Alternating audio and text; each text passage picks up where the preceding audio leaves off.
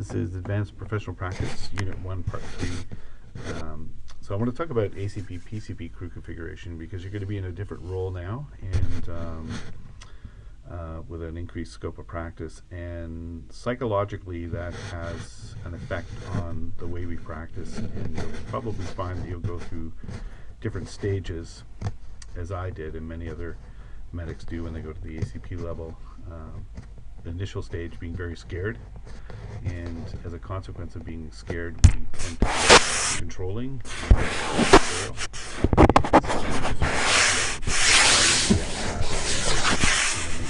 relationship with PCBs, and then we go through a comfortable phase, and some of us go through an arrogant phase. I certainly did. Hopefully none of you will. Hopefully you're all more humble than I was when I started out, and in that phase we tend to treat people with less respect than they deserve, and that's unfortunate. I mean, it was a very different time when I started out. When I was critical care, my partners were BLS. There was no PCP. They didn't have DFib or anything, no scope of practice whatsoever that included controlled acts. So different situation way back then, but in any case, let's talk about some of these things. So most urban centers now in the province have a mix of PCP, ACP crews, and it's the most cost-effective crew configuration. That's why services have gone that route. And whether it's the most efficient is debatable. I think most of us are used to that PCB, ACP crew configuration, so we don't know any different. Toronto has an ACP crew configuration, so it's quite a bit different than that. And I know initially when they talked about a PCP, ACP crew configuration during the Opal study, a lot of people were quite upset about that. Because they felt they needed two ACPs to troubleshoot and to also have someone to back you up in the event that you could do something successfully, like an intubation.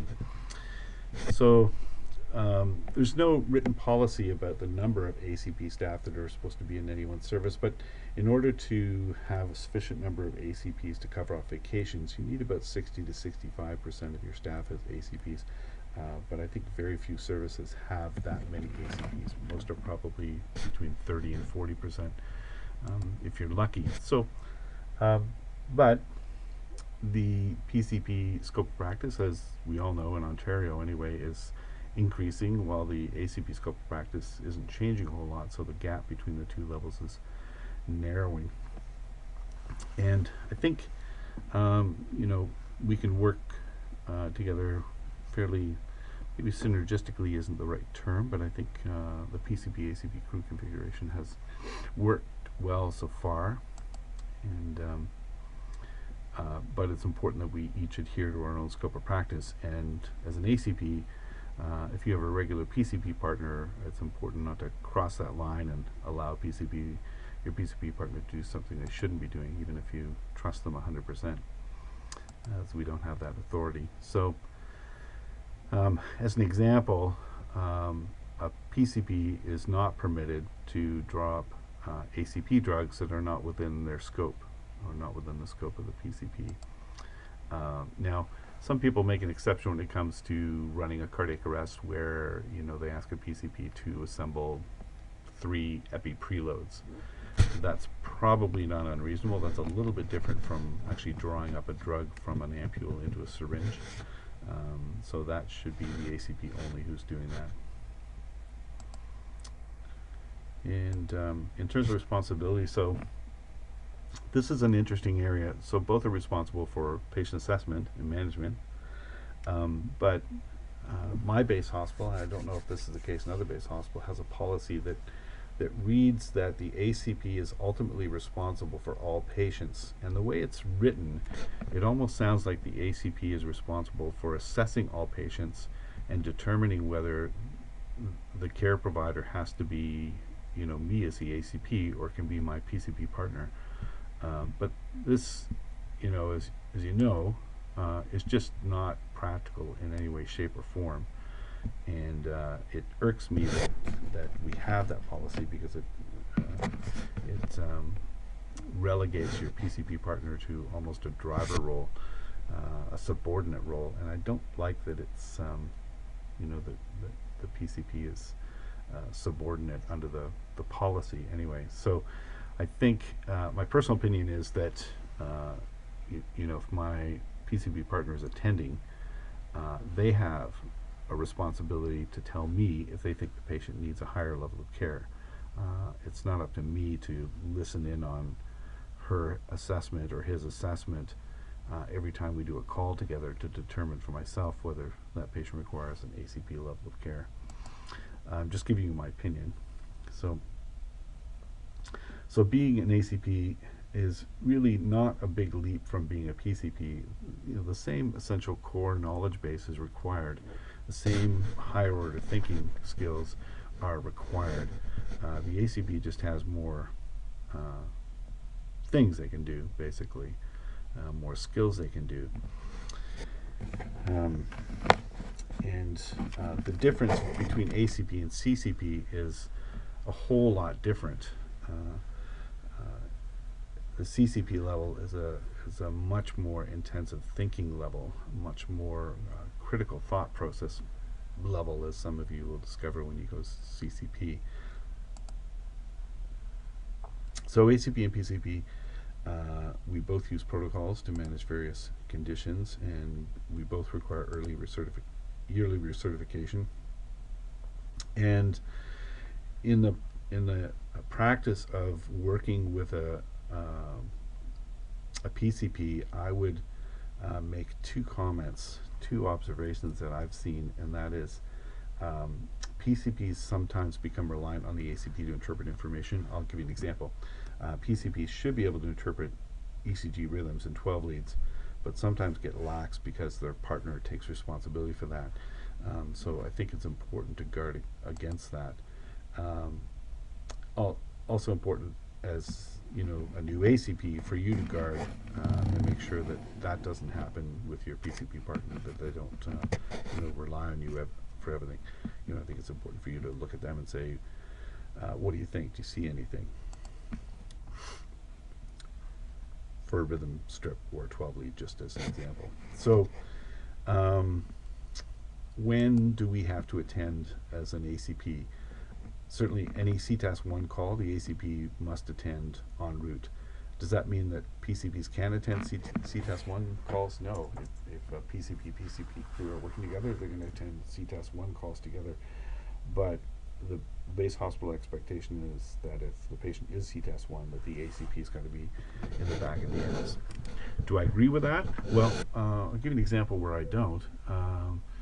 If we're transporting a STEMI, I don't believe it's necessary for me as the ACP to be in the back of the ambulance. The PCPs are trained and certified to transport STEMIs to a PCI center in our service, and perfectly qualified to do that. And the only thing that's going to save a STEMI patient's life in the back of the ambulance is if they arrest and we defibrillate, and a PCP or an ACP can do that.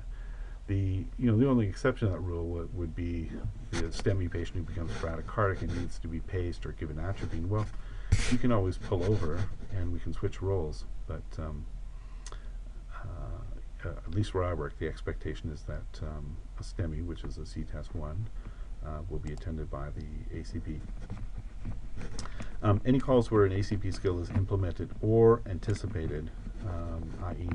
not part of the PCP scope of practice. So if you give morphine or fentanyl for pain, the expectation is that you're going to attend and not allow your PCP partner to attend. Do I agree with that? No, not entirely. I don't think it's really necessary, but it's just the way the base hospital policies apply. So certainly any time an ACP intervention is anticipated on call. And the good news nowadays, at least, where most PCPs are trained in IV therapy, I'm assuming they're trained in IV therapy in the services that all of you work for, mostly, I hope. It's less and less common that an ACP has to attend more calls than the PCP partner. There was at one time where I was attending at least 2 calls for every 1 PCP call, and that changed dramatically with IV therapy for PCPs. So, another example would be chest pain unrelieved by nitro. Would be the base hospitals would expect the ACP to attend. First time nitro and patient with acute pulmonary edema. I put an asterisk there because if the patient, if the primary care paramedic is IV autonomous, and by the way, we're the only province that has a distinction between IV autonomous and IV non-autonomous, which I find is ridiculous, but is what it is. If your PCP partner is not IV autonomous, then the ACP has to attend for first-time nitros and acute pulmonary edema lists. At least that's the way it is on our base hospital. And I see Andrew's writing, and I'm wondering if it's different where you are.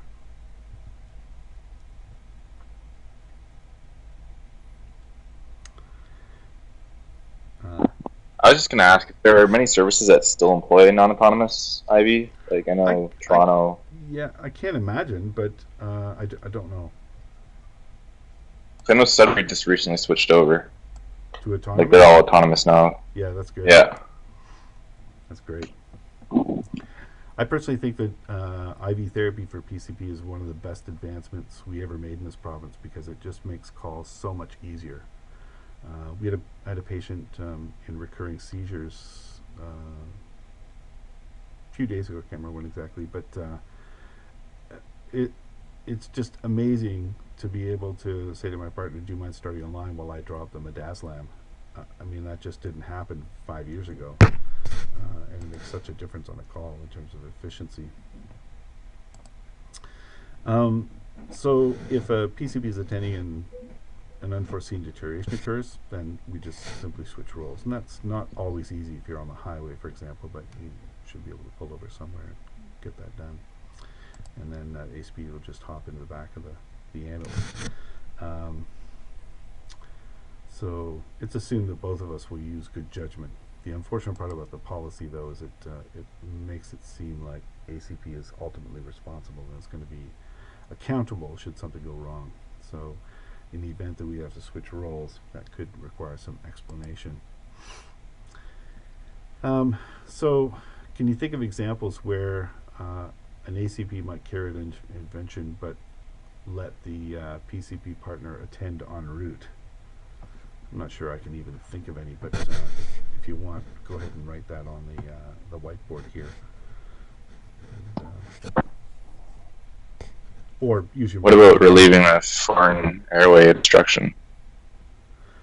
Yeah. With McGill's. Yeah. I think that's probably a good one. I mean, I would probably attend anyway, but because how often do you get to relieve a foreign body airway obstruction with McGill's? I'd probably just attend. But you're right. Once the airway's clear, do you really need to be back there? Probably not. And it's no longer a CTAS 1. You know, it's a CTAS 1 on patient contact, but it's probably more like a CTAS 2 or 3. 2 pessimistically, 3 conservatively. Once you've relieved the obstruction, so I guess you play it by ear. Personally, if I removed a foreign body, I'd probably just attend anyway. Can you think of any others?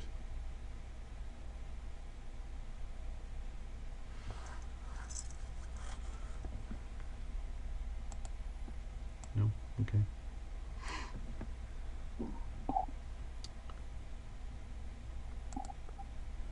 I hear an open mic. I thought someone was going to speak. I'm assuming not.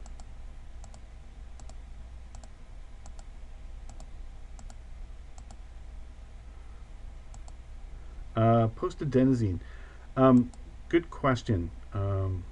I would say probably not post-adenosine because there's about a 40% reoccurrence rate of SVT with adenosine. So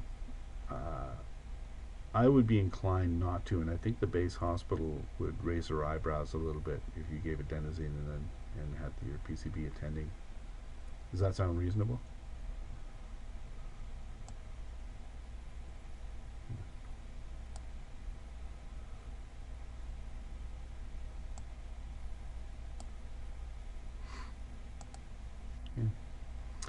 So let's talk a little bit about PCB crews, because you're going to be working ACP, and PCBs are going to call you into the scene, and you should be as well informed as you can be about when PCPs should be calling you scene and when you might actually be able to help and when you may not be helpful. So you're working PCP now, and requesting an ACP response is a clinical judgment.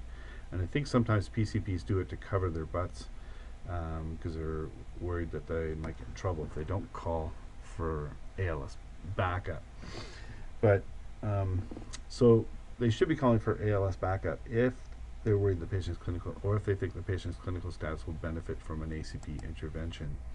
So examples, can you think of any examples where ACP might be beneficial? Just feel free to write them down on the board here, or you can put them in the text message if you like.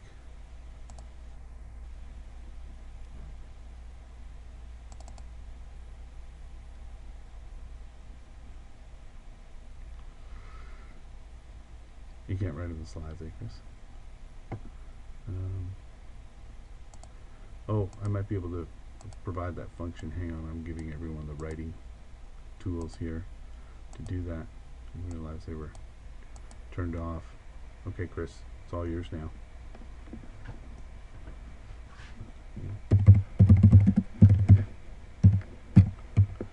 I'm just typing down what people are writing.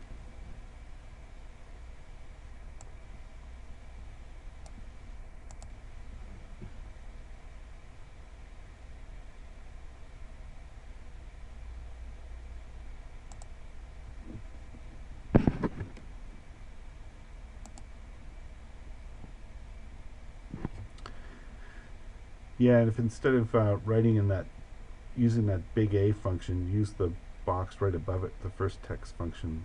It's a little bit better. Compromised airway, okay, that's reasonable. VSA. Non-hypovolemic shock states. Yeah, it's interesting that someone wrote non-hypovolemic shock states, because I really question whether we can provide any benefit to a hypovolemic shock patient above PCB, especially if PCBs are trained in IV therapy. But even if they aren't trained in IV therapy, transport to a trauma center or hospital is probably better than waiting for us to start a line. Active seizure, right? Or any call for a seizure patient might be worth calling for, because they don't know if the patient's going to be seizuring or not. Tachydysrhythmias for sure. Yep.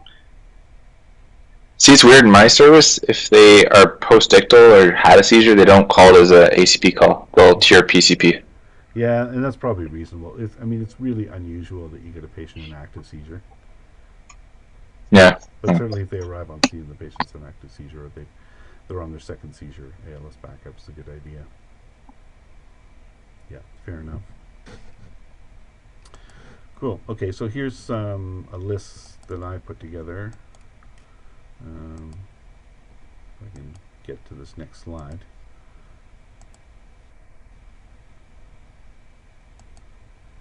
So cardiac arrest, obviously, patient pre-arrest, tachycardia, trauma patients, a plus or minus, right? Because I'm not sure that ACPs can do anything above and beyond what PCBs can do. Time of injury, time of surgery is really key. Severe shortness of breath, again, maybe, right? What are we going to do that's different from a PCB at this point in the game? Probably not much, if anything, other than endotracheal intubation in a patient who's not a candidate for CPAP or something. Unconscious overdose, perhaps, but again, PCPs have Narcan now, so that's a questionable one. Significant hypotension is a plus or minus. Severe prolonged asthma, again, if there's severe prolonged asthma or a severe exacerbated COPD, the question is, do they have a pneumothorax, something that's treatable with a needle thoracostomy? Yes. Imminent delivery of newborn, I think you can just call anyone in. But we can deep suction meconium, so it's always good to have a second crew, PCP or ACP. So, a couple of caveats. Obviously, scene time shouldn't be delayed awaiting an ACP crew, and PCP should continue to work within their scope of practice. Years ago, when I worked at area ambulance, it used to be that PCP crews would leave patients trapped until we got there, thinking that, well, their legs are trapped underneath the dashboard and maybe tamponading some bleeding, so they should wait for us till we get there and get an IV started and start to give fluids, or they would wait for us so we could give pain management, and that was a serious mistake. Their priority should be extricating the patient as quickly as possible and initiating transport, because there's very little ACPs can do to make a difference. And quite frankly, in an MVC, if someone's got multi-system trauma, I may or may, you and I as ACPs may or may not administer analgesia, because we don't want to blunt their sympathetic response, and we certainly wouldn't delay extrication in order to give them fluids to be able to deal with any consequences of bleeding that's been tamponaded and then suddenly starts to gush when they're extricated. So the general rule is PCP shouldn't wait any more than 2 minutes and shouldn't call ACPs for pain management. When scene time must not be delayed, so after making a request for ACPs, PCPs should continue to do what they normally do, package and transport, and they can always rendezvous with the crew, continue getting the usual information, apply the usual tools, and not delay extrication, and initiate transport if ACPs haven't arrived. So that's really it for PCP ACP crew configuration. Do you guys have any questions or comments? Any experiences you've had working with ACPs or working with alongside ACP PCP crews? I'll just tell you one of the things. Sorry, go ahead. I was just gonna say in my area, because there's not, so I wouldn't say we're even at 60% here. Maybe we're at 40% usually for ACPs. Yeah. There's just a few that get kind of irritated when we call them on calls if they're kind of bogged down with paperwork already. Yeah. Other than that, they're usually pretty good though. Yeah. I'm glad you said that too, because that's something that you and I have to think about as ACPs and not get too irked about that sort of thing. But talk with the crews afterwards, because if they're calling us for things that we can really provide no benefit for, I think we should have a talk about that, because there's a problem if they're calling us just to cover their butts every time. I worked with a guy, this was before, we had Ketorolac for PCPs and Tylenol and ibuprofen. I worked with this guy who was PCP, and every chance he got, he would be attending on a patient. He would say, "Are you in pain? How bad's your pain? Do you want something with the pain?" And the patient said yes, and he'd turn to me and go, "Rob, you need to take this call." Now he's ACP, so he can't dodge those calls anymore, but it's pretty annoying, I have to say. Okay,